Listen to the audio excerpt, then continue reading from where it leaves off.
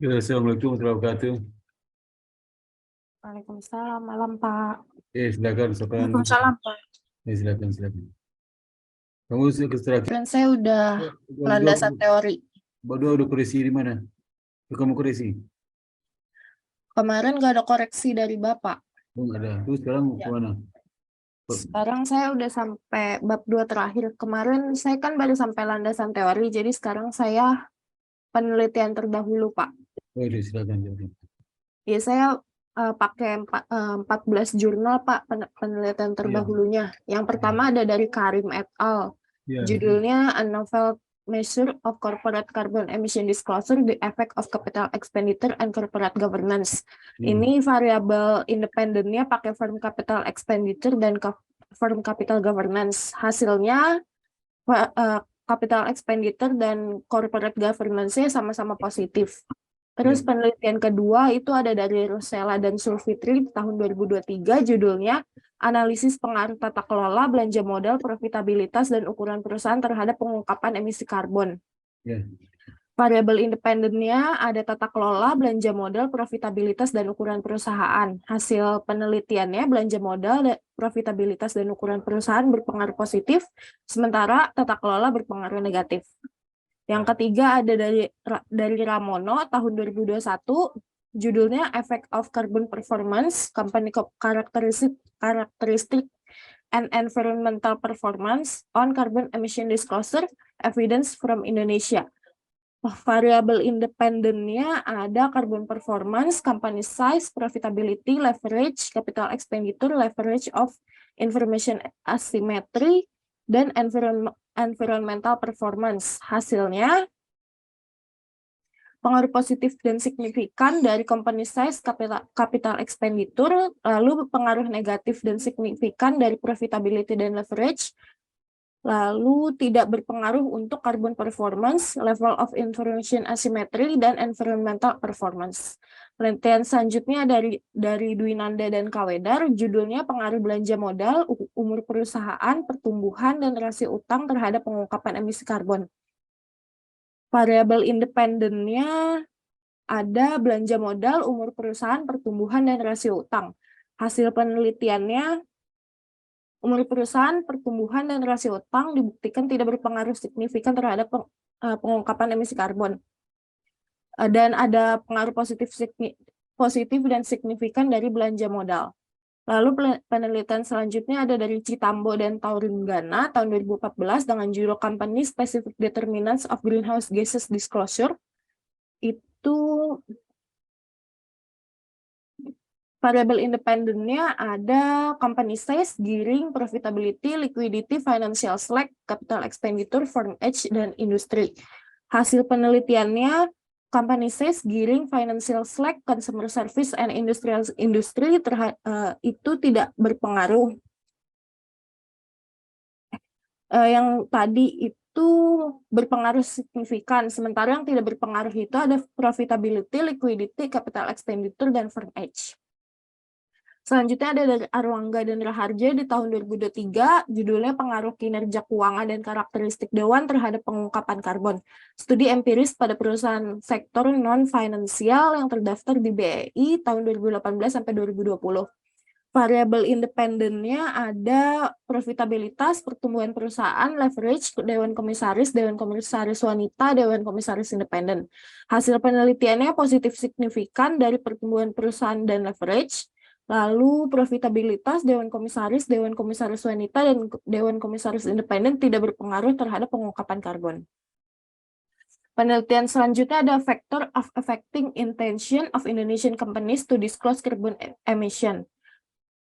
Variable independennya ada firm size, profitability, leverage, institutional ownership, board size, and board independence. Hasilnya positif dan signifikan dari board size, lalu firm size, profitability, leverage, institutional ownership, dan board independence tidak berpengaruh terhadap carbon emission disclosure. Selanjutnya ada dari Randunu et al. Judulnya Corporate Governance and Carbon Emission Disclosure, Evidence from Sri Lanka. Independennya ada board size, board independent, audit committee, dan ESG committee. Hasil penelitiannya, board size berpengaruh positif dan signifikan, board independence, audit komite, dan ESG komite berpengaruh positif tapi tidak signifikan. Selanjutnya dari Manurung tahun 2022, judulnya Does Carbon Performance and Green Investment Affect Carbon Emission Disclosure? Independennya ada board independen dan board komite. Hasil penelitiannya, board independen dan board komite berpengaruh secara positif dan signifikan. Lalu penelitian selanjutnya dari Amalia dan Selihah tahun 2019, judulnya Pengaruh Kinerja Lingkungan dan Karakteristik Corporate Governance terhadap Pengungkapan Emisi Karbon. Variabel independennya ada kinerja lingkungan, kepemilikan manajerial, kepemilikan institusional, proporsi komisaris independen, ukuran dewan direksi, efektivitas komite audit, umur dewan direksi, dan tingkat pendidikan komisaris. Hasil penelitiannya, kepemilikan institusional dan efektivitas komite audit, pengaruh positif dan signifikan. Lalu tidak ada pengaruh dari kinerja lingkungan, kepemilikan manajerial, proporsi komisaris independen, ukuran dewan direksi, umur dewan direksi, dan tingkat pendidikan komisaris. Yang selanjutnya ada dari Setiawan et al. Tahun 2022 dengan judul Analisis Pengungkapan Emisi Gas Karbon ditinjau dari profitabilitas, ukuran perusahaan, dan proporsi komisaris independen.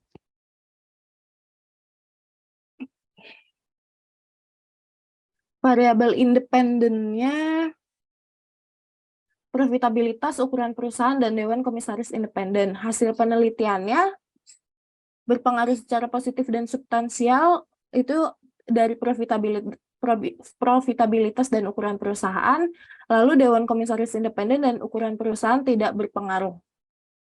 Selanjutnya ada dari Widiani dan Mediawati tahun 2023, judulnya Determinan Pengungkapan Emisi Karbon. Variabel independennya ada leverage, profitabilitas, ukuran perusahaan, dan pertumbuhan perusahaan. Hasil penelitiannya positif dari ukuran perusahaan dan pertumbuhan perusahaan terhadap pengungkapan emisi karbon, lalu berpengaruh negatif dari profitabilitas terhadap pengungkapan emisi karbon, dan tidak ada pengaruh dari leverage terhadap pengungkapan emisi karbon. Penelitian selanjutnya dari SDE Putri dan Amin di tahun 2022, judulnya Pengaruh Ukuran Perusahaan, Leverage, dan Profitabilitas terhadap Carbon Emission Disclosure. Variabel independennya ada ukuran perusahaan, leverage, dan profitabilitas. Hasil penelitiannya, ukuran perusahaan berpengaruh positif dan signifikan, dan leverage serta profitabilitas tidak memiliki pengaruh terhadap carbon emission disclosure. Penelitian selanjutnya ada dari Ramadan et al. Tahun 2021, judulnya Determinasi Pengungkapan Emisi Karbon pada Perusahaan di Indonesia. Variabel independennya ada pertumbuhan laba, persaingan tipe industri, kinerja lingkungan, dan kepemilikan manajerial dan kepemilikan institusional. Hasil penelitiannya itu ada pengaruh positif dari persaingan dan kepemilikan institusional. Lalu tidak ada pengaruh secara signifikan dari pertumbuhan laba dan tipe industri terhadap pengungkapan emisi karbon, serta kinerja lingkungan dan kepemilikan manajerial tidak signifikan terhadap pengungkapan emisi karbon. Ini jurnal-jurnal yang tadi, Pak, saya buat tabel sesuai dengan di buku panduan. Ada 14 jurnal totalnya.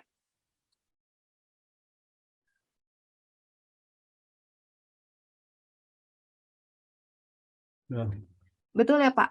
Bagus ya. Oke. Terus. Nah, selanjutnya ada kerangka pemikiran ya, Pak. Ini di sini Ya. saya pakai X1-nya capital expenditure dan Ya. X2-nya corporate governance terhadap Y-nya carbon emission disclosure. Nanti Ya. saya pakai variable control itu profitabilitas yang diwakili dengan ROA, lalu leverage yang diwakili dengan DAR, dan ukuran perusahaan. Ya, Selanjutnya ada pengajuan hipotesis. Di sini ada pengaruh capital expenditure terhadap carbon emission disclosure. Di sini saya bahas lagi tentang teori legitimasi yang yang mengatakan bahwa perusahaan menghasilkan limbah karbon secara intensif cenderung mendapatkan tekanan lebih besar dari masyarakat sehingga membuat perusahaan harus dapat mengelola limbah karbon yang dihasilkan agar sesuai dengan tuntutan dan mendapatkan legitimasi dari masyarakat.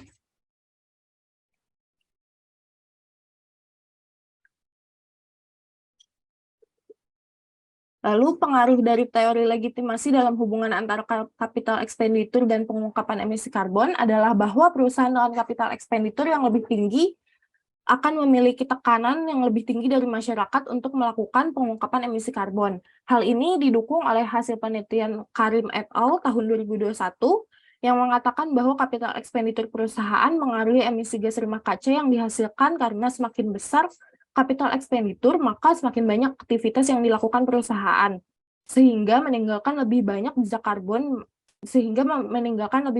karbon, Maka hipotesis yang saya ajukan adalah capital expenditure berpengaruh positif terhadap carbon emission disclosure.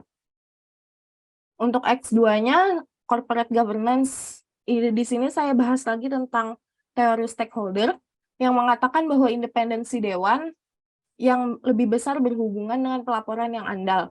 Guna memastikan perusahaan juga memikirkan keuntungan bagi para stakeholder, maka Dewan Komisaris Independen diharapkan menjadi wakil bagi stakeholder.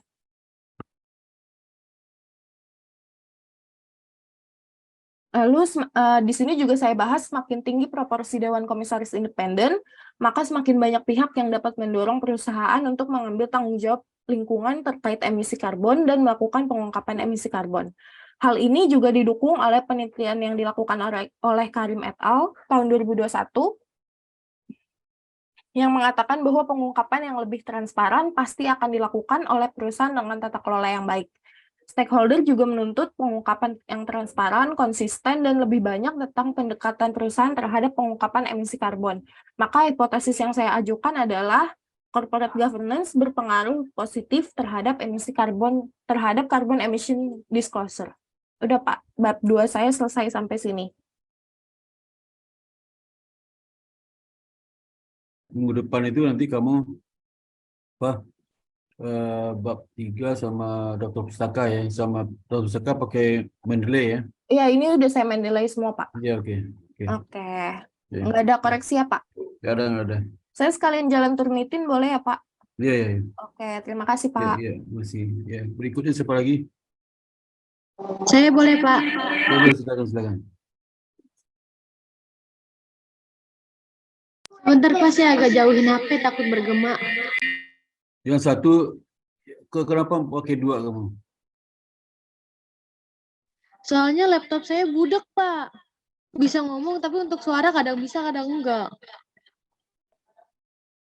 Jadi kamu ini, yang satu lagi kamu pakai video dan suara, tapi yang satu lagi video dan suara dihapus. Yang laptop itu yang pakai video dan suara.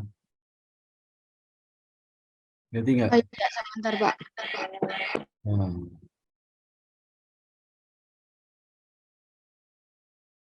Ini yang laptopmu yang mana nih? Yang mana laptop nih? Laptop yang mana? Yang laptop mana? Ini laptop saya, Pak.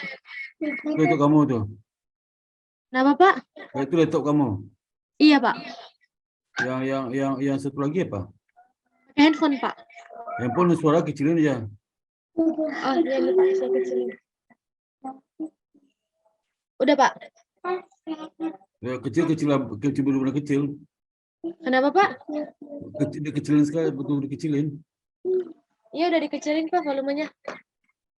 Nah. Oke, saya izin share screen ya, Pak. Masih anu juga, masih bergema juga tuh.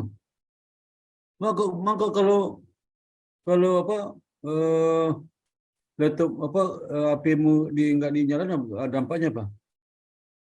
Kenapa, Pak? Kalau laptopmu nggak dinyalain, kalau HP-mu nggak dinyalain? Ininya saya nggak dengar suara Bapak masuk ke sini, Pak.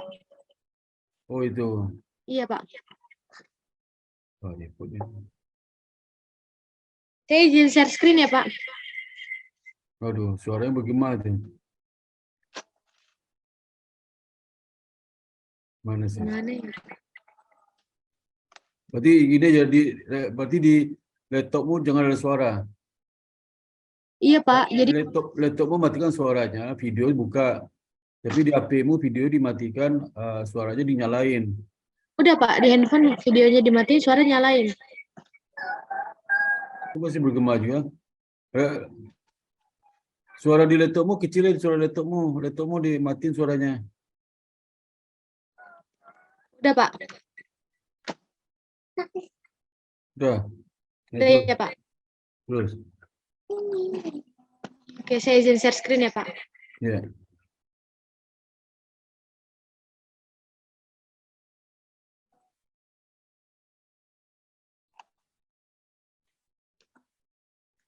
Ini Pak, saya mau jelasin.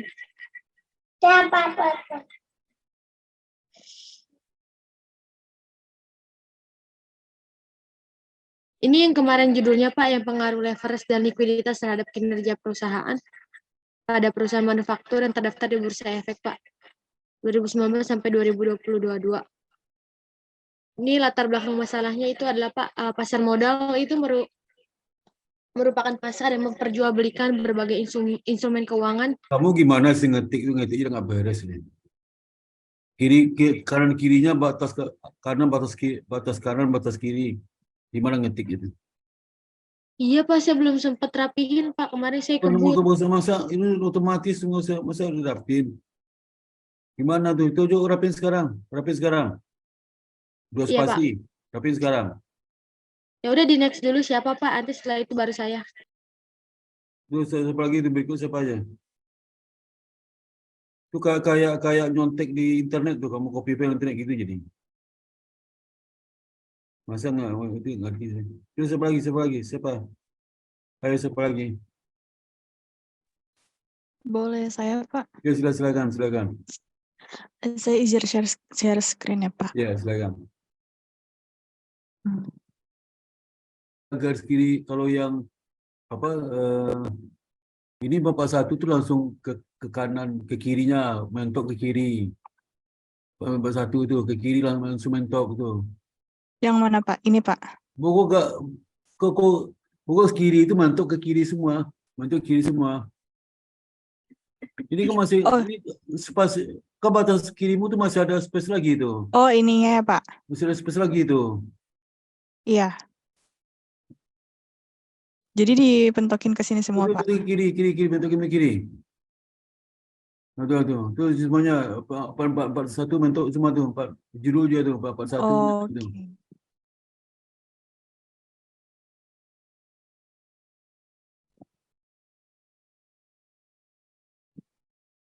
Ini, Pak. Iya itu ya. Ini Pak, terakhir saya di implikasi manajerial. Ini yang pertama implikasi manajerial untuk pengaruh kepemilikan manajerial terhadap financial distress. Di sini untuk kepemilikan manajerial ini dia berpengaruh negatif terhadap financial distress. Oleh karena itu jadi semakin tinggi kepemilikan saham oleh manajemen, maka semakin rendah juga. Itu jangan ulang. Itu kan sudah ada analisis sudah ada kan? Iya Pak. Ulang, dihapus itu kalimat tuh. Oke. Yang ulang ini dia kalimat itu apa tuh? Kalau linia pertamanya apa tuh? Linia pertama tadi apa tuh? Linia pertama itu. Pertama apa tuh? Yang mana Pak? Yang paragraf 1 ya Pak? Yang pertama itu apa tuh? Yang ini Pak? Linia pertama. Kalau ini yang penelitian persamaan 1 Pak. Yang persamaan 1 itu dia tidak berpengaruh karena sebelum pandemi COVID-19. Sedangkan itu kan tidak pengaruh, itu kan hasil analisis tuh. Kamu implikasi manajerial itu kalau dengan tidak pengaruh itu apa harus dilakukan oleh manajemen? Implikasinya apa ke manajemen? Yang ulang lagi misalnya nggak pengaruh, naik apa misalnya kasih tahu si X itu berpengaruh terhadap si B positif, sehingga kalau si X naik si Y juga naik, itu nggak penting. Tapi kalau situ itu apa implikasi bagi manajemen, bagi yang lain? Implikasi itu apa yang harus dilakukan dengan temuan itu, apa yang harus dilakukan supaya temuan itu bermanfaat atau temuan itu juga temuan negatif, apa lakukan supaya nggak negatif? Kalau ini sama aja dengan analisis hasil itu. Jadi apa yang harus dilakukan supaya seperti itu ya Pak? Coba deh, kamu yang timunnya apa? Hipotesisnya? Hipotesisnya kepemilikan manajerial ini berpengaruh negatif juga Pak terhadap financial distress. Itu teori negatif. Iya. Hasilnya? Hasilnya juga negatif untuk yang persamaan 2 Pak. Dengan hasil negatif itu apa yang dilakukan oleh manajemen? Negatif bagus nggak itu? Hasil negatif memang Ba- bagus sesuai teori. Iya, iya bagus Pak. Jadi Apa semakin lakukan tinggi manajemen supaya negatif terus? Apa lakukan manajemen? eh, kepemilikan manajerial dalam perusahaan itu ditingkatkan sehingga pengawasannya juga semakin Nah, optimal. itu aja dikasih tahu. Oh, oke. Iya. Itu udah kamu rubah lagi deh. Oh ya. Jadi Ini kalau kayak gitu. jangan ulang lagi nih, analisis hasil jangan ulang lagi, bukan analisis hasil ini ya. Oh iya baik Analisis Pak. hasil ya. Oke siap Pak. Itu. Oh ya berarti saya revisi dulu aja semua ya Pak. Iya. Ya, oke. Baik Pak. Oh, itu Kalau dia itu aja. kalau nggak sesuai teori, bisa hasilnya teorinya positif. Bisa teori positif, hipotesis itu udah tahu Mm-mm. negatif. Gimana supaya dia positif? Apa harus kalau manajemen? Oke, ya baik Pak. Ya, supaya Oke. dampaknya positif lah bagi perusahaan, meningkatkan kinerja segala macam itu ya. Oh iya ya. Oh iya saya Itu baru yang paham. implikasi itu yang implikasi itu. Yang diulang lagi nih hasilnya negatif sehingga kalau dia turun CI naik sehingga menyebabkan itu bukan menyebabkan ini itu analisis hasil tuh. Saya cerita nggak sesuai dengan penelitian Sanu bukan itu ya. Sesuai dengan Oh iya. teori bukan itu aplikasi itu ya. Oh iya ya. Ya ada Oke. kamu perbaiki lagi ya. Ya, oke baik Pak. Ya Makasih banyak ya Pak ya Sparta. ya. Oke berikut siapa lagi? Oke berikutnya.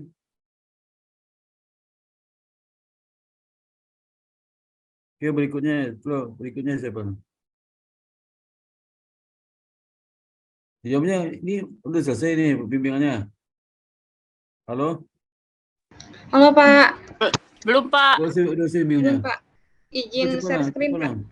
Aku diam aja tanya, diam aja. Ya izin share screen Pak.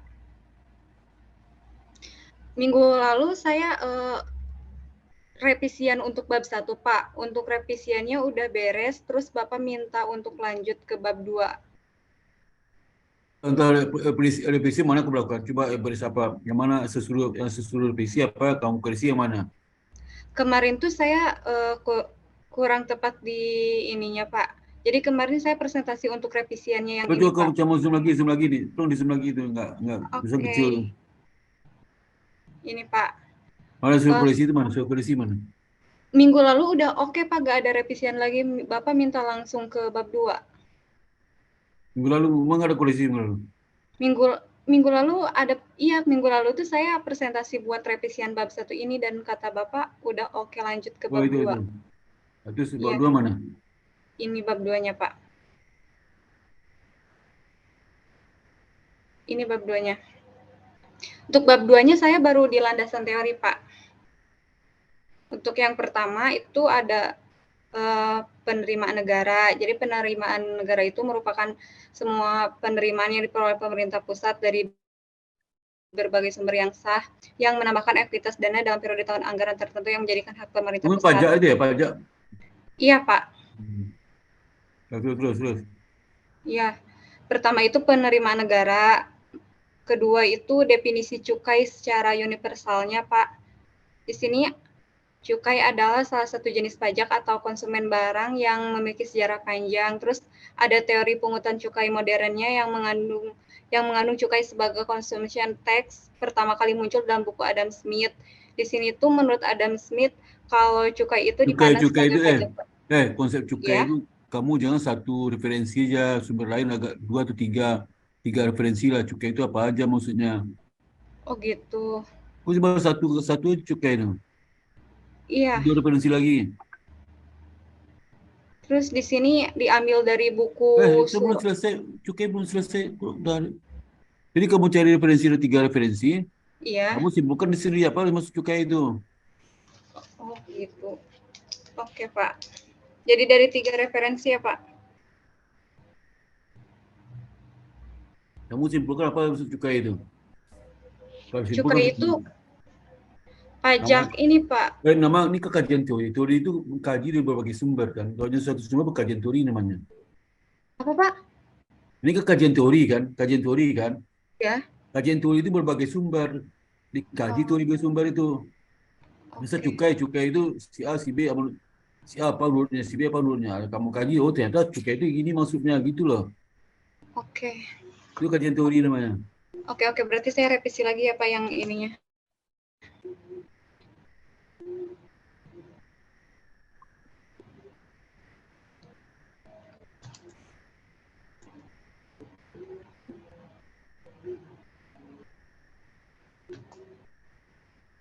Halo Pak.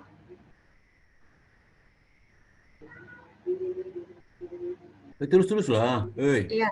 Selanjutnya di sini berdasarkan undang-undangnya ini harus direvisi lagi ya kan Pak menurut Jangan loncat-loncat lo, kamu jelaskan. Aduh, loncat sih. Jelaskan dari awal tuh, saya cukai itu apa lagi yang mau ya. jelaskan? Saya cukai itu apa lagi nih? Ya, di bawahnya ini masih ngebahas cukai Pak, cuman definisi dari undang-undangnya gitu Pak. Menurut undang-undangnya, cukai itu pungutan negara yang dikenakan terhadap barang-barang tertentu yang mempunyai sifat atau karakteristik yang ditetapkan dalam undang-undang cukai. Adapun sifat atau karakteristik dari cukai mencakup Definisi cukai itu ngapain kamu kasih tahu definisi cukai berdasarkan undang-undang? Gak usah pakai subjudul itu, langsung digabung di atas tuh. Oh iya, jadi langsung digabung ya Pak? Ya kalau cukai di atas, konsep cukai itu di mana tuh di atas tuh? Jadi yang di atas itu tuh, ini definisi cukai secara universal. Yang di bawah ini tuh yang berdasarkan undang-undang, Pak. Jadi ini harus direvisi, digabungin jadi satu aja ya, Pak? Satu aja definisi cukai udah. Satu aja. Oke, baik Pak. Nanti saya revisi. Yang ini berarti harus direvisi lagi ya, Pak? Ini masih ngebahas. Ya, ini tuh karakteristik dasar cukainya, Pak. Konsumsinya perlu dikendalikan.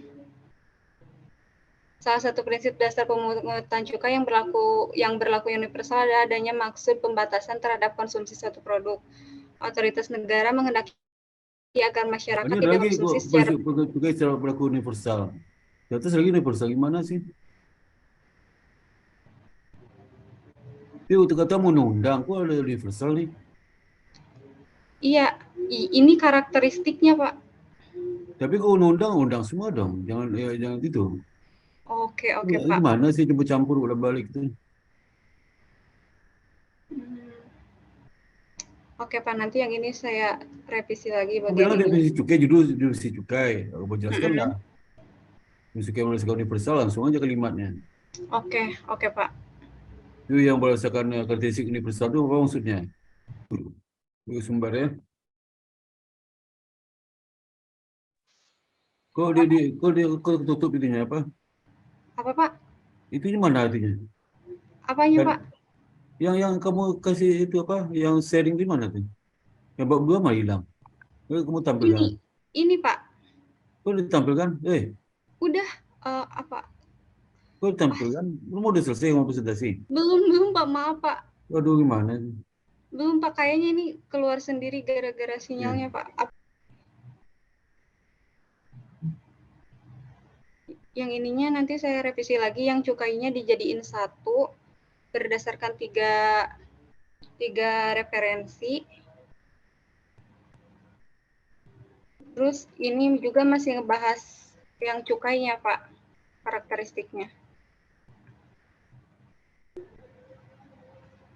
Ambil dari mana nih? Ambil dari mana tuh sumbernya? Ininya dari buku cukai Pak, dari buku kepabeanan dan cukai. Ada kamu tahu? Ada kamu tahu nggak? Belum saya masukin Pak. Masukin lah, referensi Iya, masukin. Iya Pak. Pencuri itu namanya. Iya, nanti saya masukin Pak. Jangan ketawa loh, dia serius loh, Iya, nanti saya masukin Pak. Mengutipnya orang pengen disebutkan kutipannya. Ini saya ngambilnya dari buku kepabeanan dan cukai Pak. Kasih tahu di situ. Kasih tahu di itu. Iya Pak, nanti saya masukin. Ininya nanti saya revisi lagi Pak. Untuk teori-teorinya yang ini juga sama, saya ambilnya dari buku kepabeanan dan cukai Pak, belum saya masukin. Terus kalau yang ini tuh ngebahas barang kena cukainya Pak.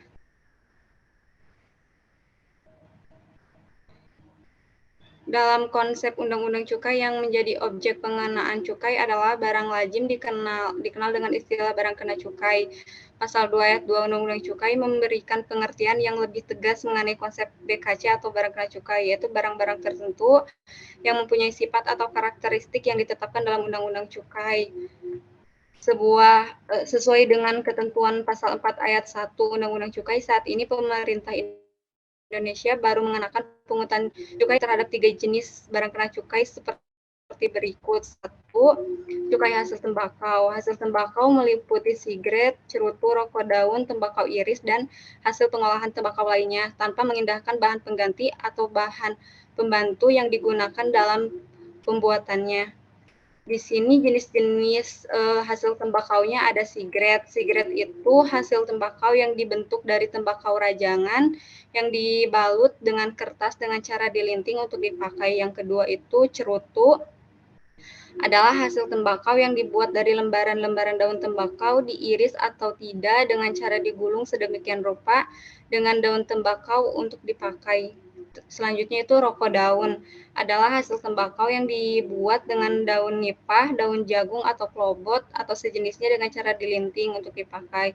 Terus tembakau iris adalah hasil tembakau yang dibuat dari daun tembakau yang dirajut untuk dipakai. Kemudian di sini hasil pengolahan tembakau lainnya adalah hasil tembakau yang dibuat dari daun tembakau selain yang disebut di atas, yang dibuat secara lain sesuai dengan perkembangan teknologi dan selera konsumen. Sebagai contoh, di tahun 2018, pemerintah menetapkan vape atau cairan yang digunakan untuk rokok elektrik yang mengandung ekstrak nikotin daun tembakau sebagai produk HPTL atau hasil pengolahan tembakau lainnya. Kemudian di sini barang kena cukai yang kedua itu etil alkohol atau etanol. Etil alkohol atau etanol adalah barang cair, jernih, dan tidak berwarna yang merupakan senyawa organik dengan rumusan kimia C2H5OH yang diperbolehkan baik secara peragian dan atau penyulingan maupun secara sintesa kimiawi. Etil alkohol digunakan sebagai bahan baku industri seperti farmasi, produk sanitary, bahan campuran cat, parfum, dan sebagainya. Etil alkohol juga diperoleh dengan cara fermentasi, namun kadar alkohol yang dihasilkan relatif rendah. Etil alkohol hasil fermentasi umumnya dipakai sebagai campuran minuman karena aromanya relatif lebih harum dibandingkan dengan etil alkohol hasil destilasi. Kemudian barang kena cukai yang ketiga itu ada minuman mengandung etil alkohol. Menurut definisi Undang-Undang Cukai, minuman mengandung etil alkohol adalah semua barang cair yang lazim disebut minuman yang mengandung etil alkohol yang dihasilkan dengan cara peragian, penyulingan, atau cara lainnya. Kemudian yang selanjutnya itu pandemi COVID-19. Pengertian pandemi COVID-19, pandemik adalah wabah penyakit yang terjadi serempak di mana-mana, meliputi daerah geografis yang luas atau seluruh negara atau benua. Dengan kata lain, penyakit tersebut menjadi masalah yang harus dicari solusinya bersama di seluruh dunia. Terus menurut KBBI Daring, COVID-19 merupakan penyakit pernapasan yang disebabkan oleh coronavirus ditandai oleh Apa sih Pak Indri? Ini kamu judul skripsimu apa? Judul skripsinya ini Pak, pengaruh penerimaan cukai hasil tembakau, etil alkohol, dan minuman mengandung etil alkohol terhadap penerimaan negara pada masa pandemi COVID-19. Ini judulnya Pak.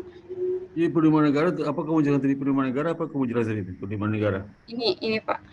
Apa kamu jelaskan penerimaan negara? Ini penerimaan negara merupakan semua penerimaan yang diperoleh pemerintah pusat. Penerimaan negara itu kan, dengar dulu. Kamu Iya. pertama harus kamu jelaskan mengenai apa? Penerimaan negara itu harus lengkap, kamu jangan satu lini aja. Kan dependent variable itu. Iya. Jangan satu lini aja, banyak penerimaan negara itu apa saja penerimaan negara itu. Oh, oke. Ini satu lini nggak ada kutipan lagi itu, parah banget tuh. Oke Itu Pak, kan nanti kutipan saya rinci. tentang undang-undang aja. Apa Pak? Kamu ngerti cuma undang-undang aja penerimaan negara itu. Buku nggak ada kamu kutip. Buku dulu dong. Apa penerimaan Nanti, negara? iya Pak. Buku-buku ekonomi tidak di ilmu ekonomi. Oke Pak. Ilmu makro. Dia buku makro, kantor makro, ekonomi makro, kamu kutip situ. Apa itu penerimaan negara? Itu kan dependent variable penting banget tuh. Oh iya, Pak. Aku jelaskan tuh, masih banyak sub-subnya itu. Oke, Pak. Ya. Oke. Oke, Pak. Nanti saya revisi lagi, Pak. Itu apa yang tadi yang pandemi itu apa tuh? Pandeminya Itu apa ini, Pak. itu sampai juga di teori kamu mesti tahu setelah cukai itu bagian ketiganya peran cukai dalam penerimaan negara. Oh, oke, oke. Setelah kamu jelaskan penerimaan negara, cukai, yang ketiganya peran cukai dalam penerimaan negara. Baru Oh, pandemi ya. oke, Pak. Baru pandemi menjelaskan pandemi itu kaitkan dengan dampak penerimaan negara. Kenapa pandemi itu penerimaan negara terganggu? Kenapa cukai juga terganggu? Jelaskan di situ ya. Oke, oke. So, sumber-sumber teori jelaskan di situ ya. Ya itu Iya, aja. Pak. Iya, baru itu, Pak. Apa? Baru itu aja, Pak. Udah, itu aku tambah lagi ya. Oke, oke, Pak. Oke, makasih ya, Pak. Ya, siap. Izin screen. Ah. Saya udah di bab 2, Pak. Baru sampai di landasan teori. Yang pertama ada landasan teori sinyal. Secara umum, teori sinyal diartikan sebagai isyarat. Kamu judul yang skripsi dilakukan. apa? Judulnya apa? Judul skripsinya. Judulnya pengaruh net profit margin, debt to equity ratio, dan penilaian pasar terhadap return saham pada perusahaan properti dan real estate tahun 2019 sampai 2022, Pak. Ya, terus? Ya, untuk teori sinyal yaitu sampai sebagai 2018 lah, 5 tahun lah, sampai 2018 iya, sampai 2019, 20, 21, 19, 20, 21, 22, 4 tahun 4 tahun. 2018. Oh iya, oke Pak, oke. 2 Iya. tahun. Yang 4 tahun dong. Iya Pak. Minimal 5 tahun. Iya. Lanjut ya Pak. Landasan teorinya. Teori sinyal diartikan sebagai isyarat yang dilakukan oleh perusahaan atau manajemen kepada pihak luar atau investor. Menurut Dewi dan Wiratmaja tahun 2017, signal adalah suatu tindakan yang diambil manajemen dalam memberi petunjuk bagi investor tentang bagaimana manajemen memandang prospek perusahaannya. Sinyal juga dapat dilakukan melalui pengungkapan informasi akuntansi seperti laporan keuangan. Cerminan kinerja perusahaan merupakan isi dari laporan keuangan mereka yang dapat menentukan tingkat pengembalian return yang akan diperoleh oleh investor. Maka teori sinyal memberikan kemudahan bagi para calon investor untuk mengembangkan sahamnya melalui informasi yang diberikan oleh manajemen perusahaan dalam bentuk laporan keuangan. Selanjutnya 2.1.2 mengenai laporan keuangan. Laporan keuangan adalah penyajian terstruktur dari posisi keuangan dan kinerja keuangan dalam sebuah entitas. Laporan keuangan penting bagi investor untuk melihat kondisi perusahaan yang akan ia pilih untuk menanamkan modalnya. Itu menurut Sofita dan Rosa tahun 2015. Selanjutnya, menurut Subagia et al. 2021, laporan keuangan menjadi salah satu poin penting bagi para investor untuk membuat dan mengambil keputusan tentang seberapa banyak yang harus mereka investasikan dan pada perusahaan mana investasi itu dibuat. Maka dengan cara melihat serta menganalisis laporan keuangan, dapat menggambarkan kondisi keuangan pada perusahaan tersebut. Menurut Laulita Daryani tahun 2022, untuk menganalisis laporan keuangan diperlukan suatu tolak ukur, yaitu rasio yang bisa memberikan indikasi terkait kesehatan keuangan pada suatu laporan keuangan. Selanjutnya, menurut Dewi dan Wiratmaja 2017, laporan keuangan diaudit terlebih dahulu oleh auditor sebelum dipublikasikan dan dapat diakses di website pasar modal. Teori selanjutnya mengenai pasar modal. Pasar modal adalah sarana yang digunakan untuk pertemuan antara pihak yang memiliki dana atau investor dan pihak yang membutuhkan dana dengan cara memperjualbelikan instrumen keuangan atau biasa dikenal dengan sekuritas. Di Indonesia terdapat pasar modal yang bernama Bursa Efek Indonesia atau Indonesian Stock Exchange. Berdasarkan pasal 1 Undang-Undang Pasar Modal nomor 8 tahun 95, Bursa Efek adalah badan yang melaksanakan serta menyajikan sistem serta fasilitas untuk menghubungkan negosiasi jual serta beli efek pihak-pihak lain dengan maksud memperjualbelikan efek di antara mereka. Selanjutnya, pengertian mengenai efek adalah surat berharga, yaitu antara lain surat pengakuan utang, surat berharga komersial, saham, obligasi, dan tanda bukti utang. Dalam penelitian ini, surat berharga yang digunakan adalah saham. Teori selanjutnya mengenai saham. Saham merupakan salah satu instrumen pasar modal yang paling populer dan banyak dipilih karena mampu memberikan tingkat keuntungan yang menarik. Saham adalah tanda bukti keterlibatan dalam permodalan perusahaan sekaligus tanda bukti kepemilikan sebagian harta perusahaan sesuai besaran modal yang ditanamkan di perusahaan tersebut. Menurut Handini 2020. Artinya, jika seseorang membeli saham pada suatu perusahaan, maka dia telah menyatakan modal ke suatu perusahaan tersebut sebanyak jumlah saham yang dibelinya. Selanjutnya dikutip dari website IDX, saham memiliki dua keuntungan atau return, yaitu dividen dan capital gain. Menurut Laulita dan Yani, capital gain bisa membuktikan laba yang dihasilkan dari hasil menjual saham bila saat menjual saham lebih tinggi dari periode lalu, maka akan mendapatkan capital gain. Sedangkan dividen adalah keuntungan perusahaan yang dibagikan kepada pemegang saham dalam periode tertentu berupa laba perusahaan, menurut Indriawati et al. 2022.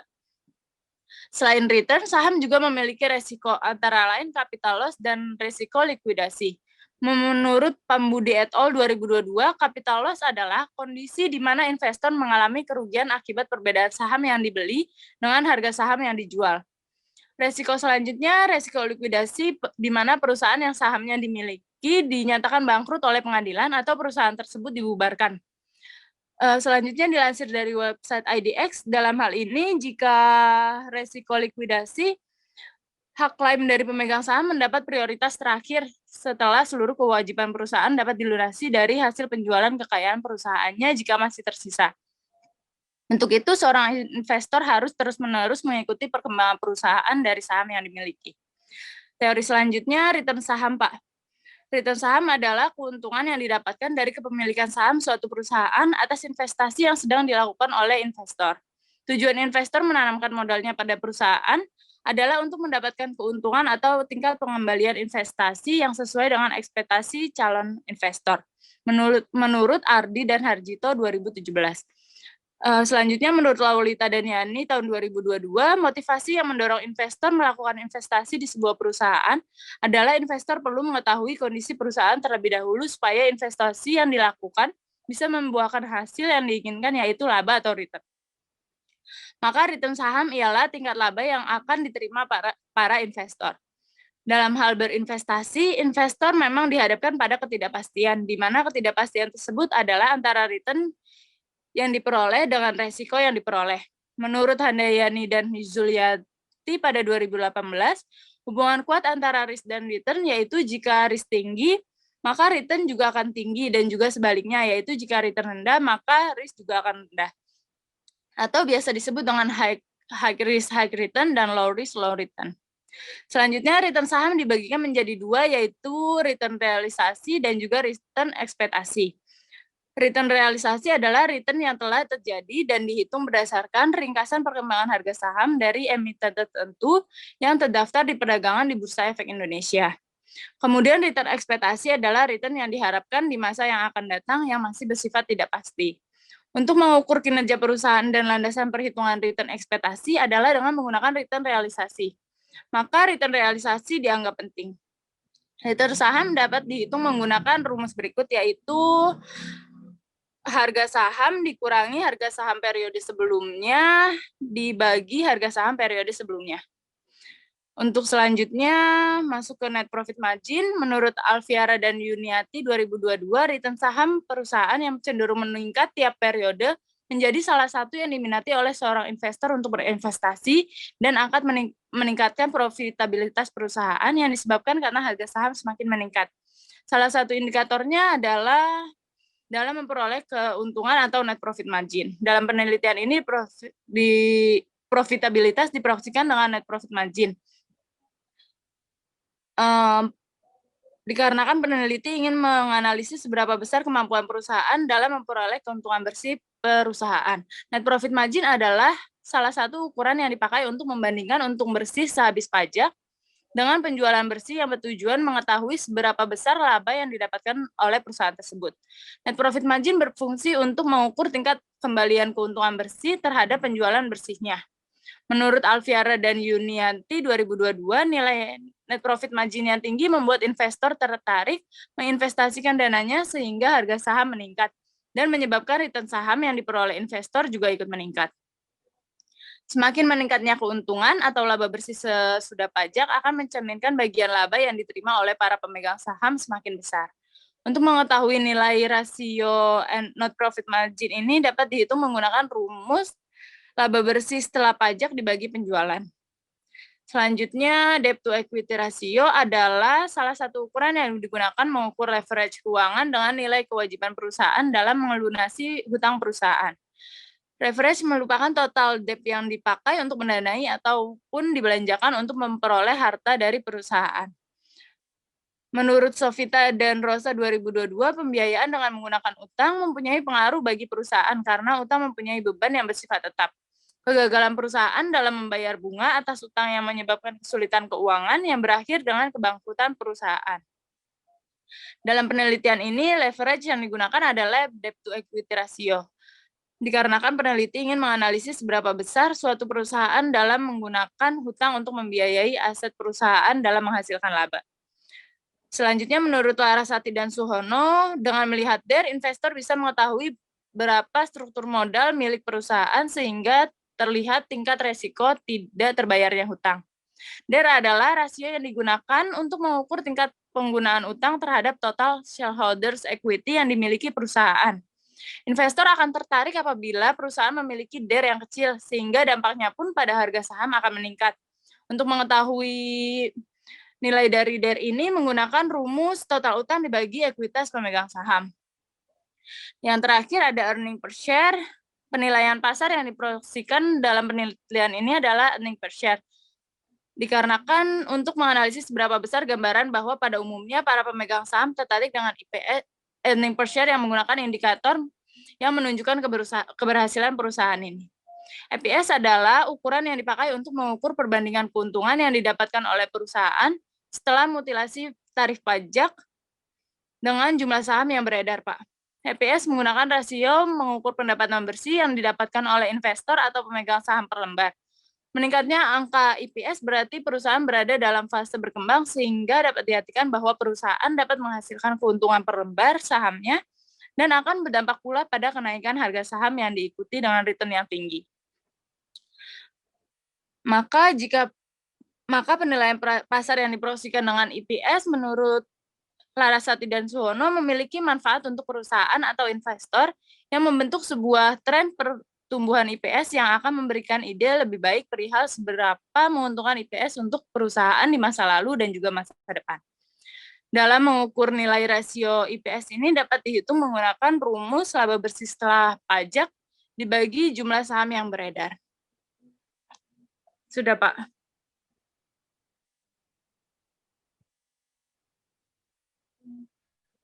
Hipotesis belum, hipotesisnya? Hipotesisnya belum, Pak, baru landasan teori.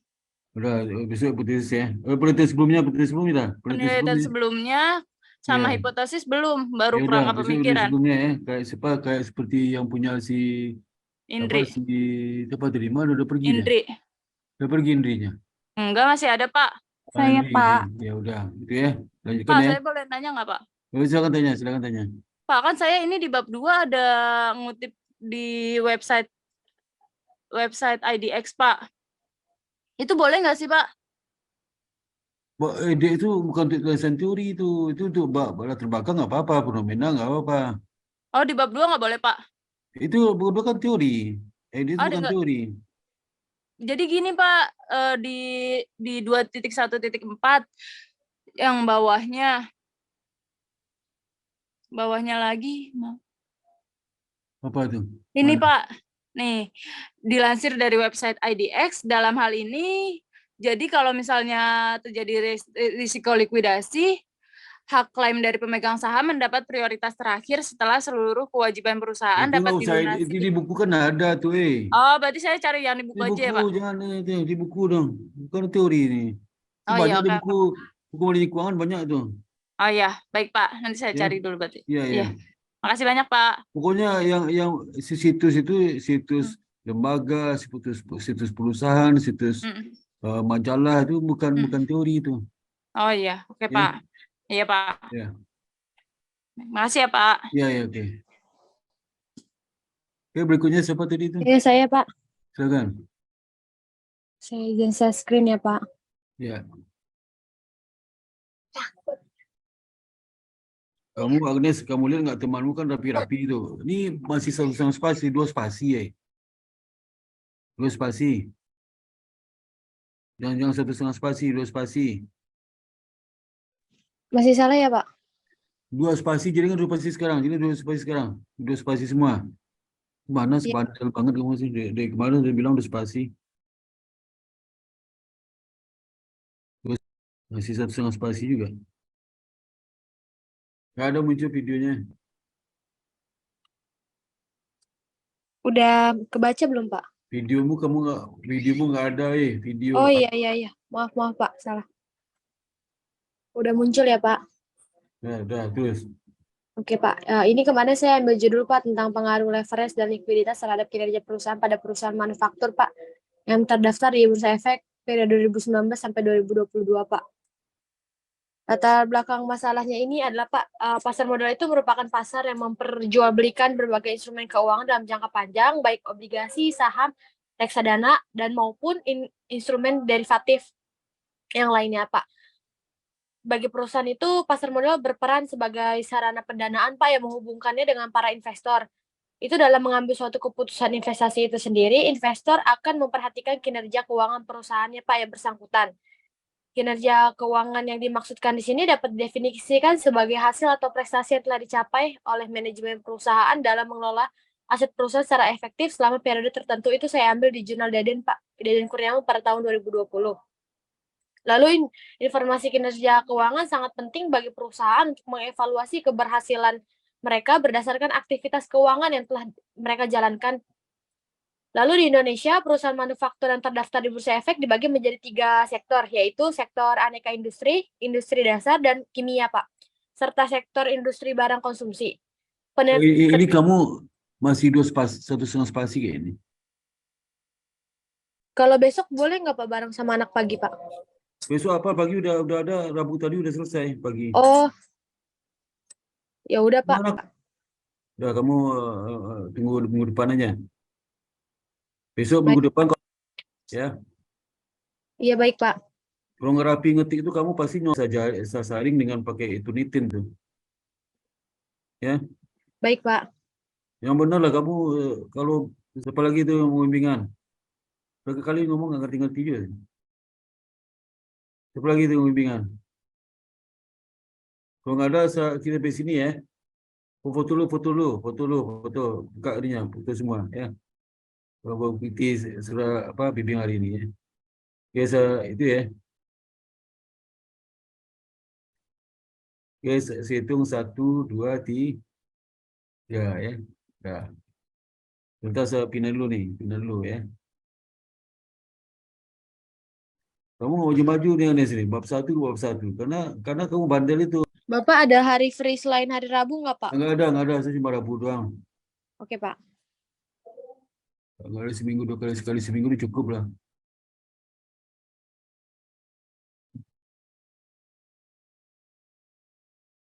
Kamu ikuti saya. Kalau kamu ikuti saya aman, lancar. Kalau enggak, udah terlambat kamu. Udah masuk, Pak.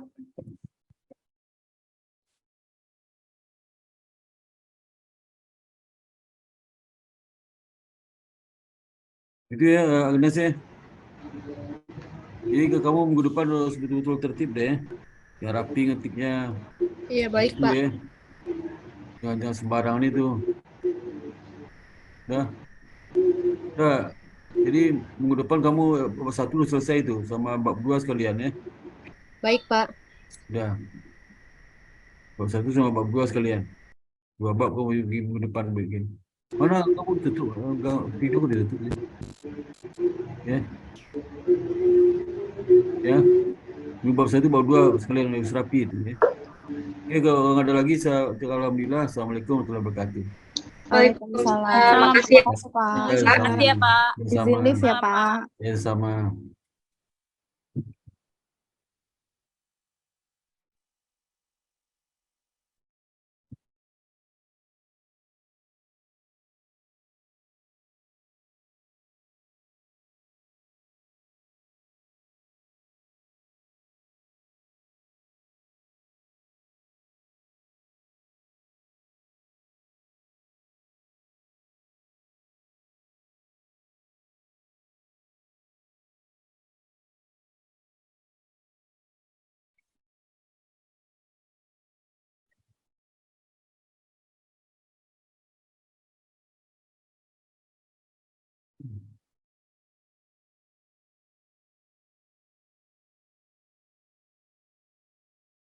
Ini ready itu udah rapi bilang tadi.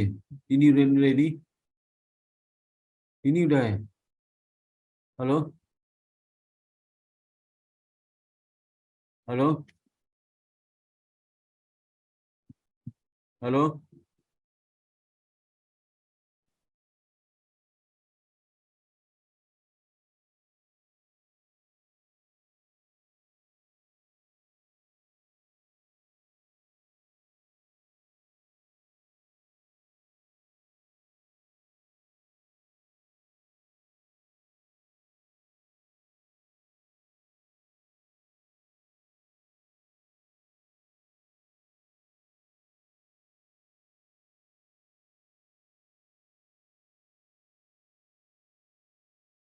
Halo?